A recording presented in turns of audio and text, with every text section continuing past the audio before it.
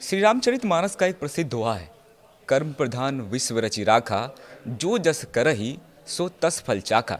आज से सैकड़ों साल पहले गोस्वामी तुलसीदास जी ने इस दोहे की रचना की थी, लेकिन ये आज भी पड़ोसी मुल्क पाकिस्तान पर सटीक बैठता है। और मैं ऐसा क्यों कह रहा हूँ? क्योंकि आतंकवाद को पालने पोसने वाला पाकिस्तान इन दिनों एक ऐसे संकट से जूझ रहा है जिसने उसकी अर्थव्यवस्था, खेती और करोड़ों लोगों की रोजमर्रा की जिंदगी पर बड़ा खतरा डाल दिया है। ये संकट है पानी का, और इसकी जड़ में भारत का वो बड़ा फैसला है जिसके तहत पहलगाम आतंकी हमले के बाद सिंधु जल संधि को लेकर अपना रुख सख्त कर दिया गया था।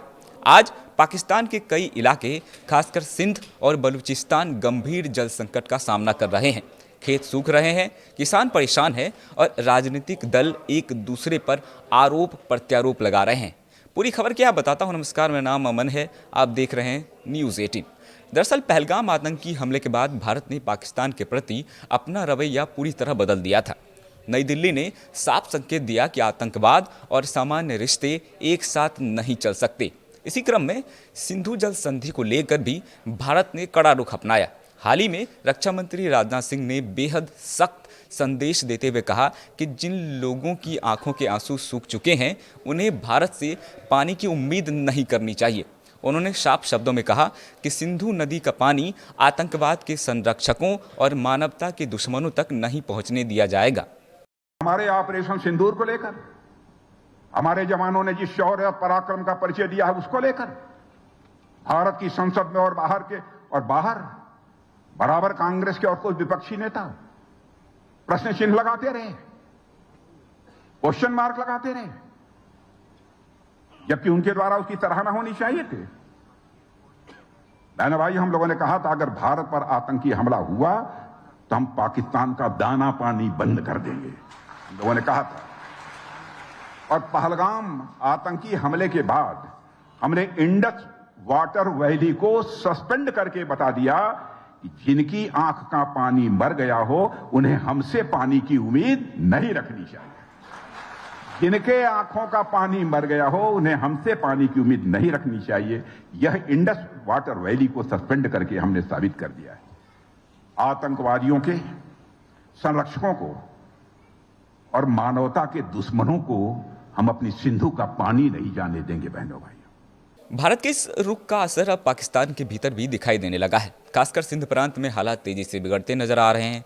पाकिस्तान का सबसे बड़ा कृषि क्षेत्र सिंध इस समय पानी की भारी किल्लत से जूझ रहा है। यही वो क्षेत्र है जहां पाकिस्तान की आर्थिक राजधानी कराची भी स्थित है। यहाँ के किसान, जल विशेषज्ञ और राजनीतिक नेता लगातार चेतावनी दे रहे हैं कि अगर हालात नहीं सुधरे तो कृषि उत्पादन को भारी नुकसान पहुँच सकता है। पाकिस्तान का अखबार डॉन की रिपोर्ट के अनुसार सिंधु नदी पर बने सुक्कुर बैराज के आसपास स्थिति बेहद चिंताजनक है।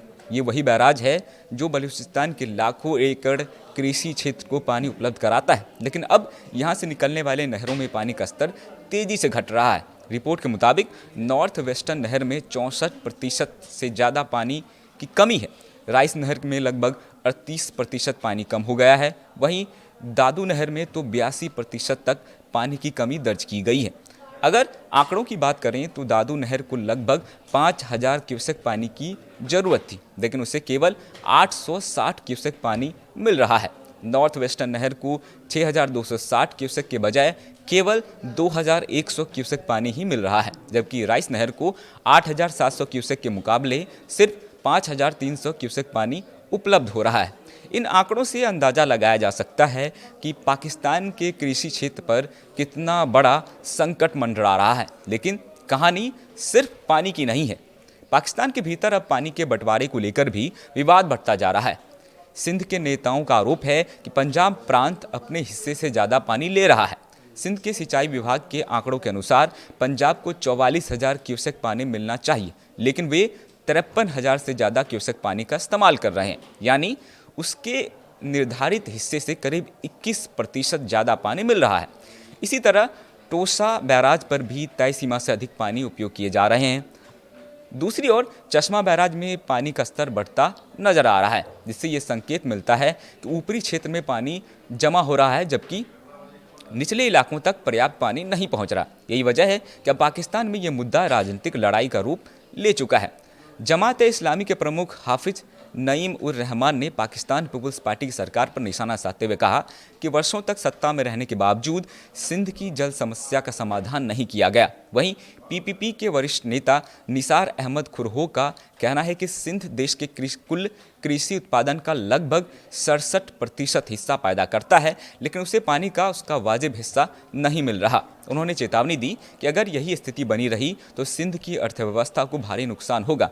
खास बात यह है कि सिंध हर साल लगभग 55 लाख टन चावल का उत्पादन करता है और चावल के निर्यात से करीब 1.4 अरब डॉलर की विदेशी मुद्रा कमाता है। ऐसे में पानी की कमी सीधे तौर पर पाकिस्तान की अर्थव्यवस्था पर भी असर डाल सकती है। विशेषज्ञों का मानना है कि ये संकट केवल भारत के कड़े रुख की वजह से नहीं, बल्कि पाकिस्तान के खराब जल प्रबंधन, अधूरे सिंचाई प्रोजेक्ट्स, पुरानी नहर व्यवस्था और राजनीतिक खींचतान का भी नतीजा है। लेकिन इतना जरूर है कि भारत द्वारा सिंधु जल संधि को लेकर अपनाए गए सख्त रवैये ने पाकिस्तान की चिंताओं को और बढ़ा दिया है। अब सवाल ये है कि क्या पाकिस्तान इस संकट से निकल पाएगा या आने वाले महीनों में पानी की कमी उसकी कृषि, अर्थव्यवस्था और राजनीति को और ज़्यादा हिलाकर रख देगी। फिलहाल तस्वीर यही बता रही है कि पाकिस्तान के सामने पानी की संकट सिर्फ पर्यावरण या कृषि का मुद्दा नहीं रह गया है, बल्कि अब ये राष्ट्रीय सुरक्षा, आर्थिक स्थिरता और राजनीतिक अस्तित्व का बड़ा सवाल बन चुका है। खैर, इस पूरे मुद्दे पर आपकी क्या राय है? क्या भारत को सिंधु जल संधि पर और सख्त रुख अपनाना चाहिए?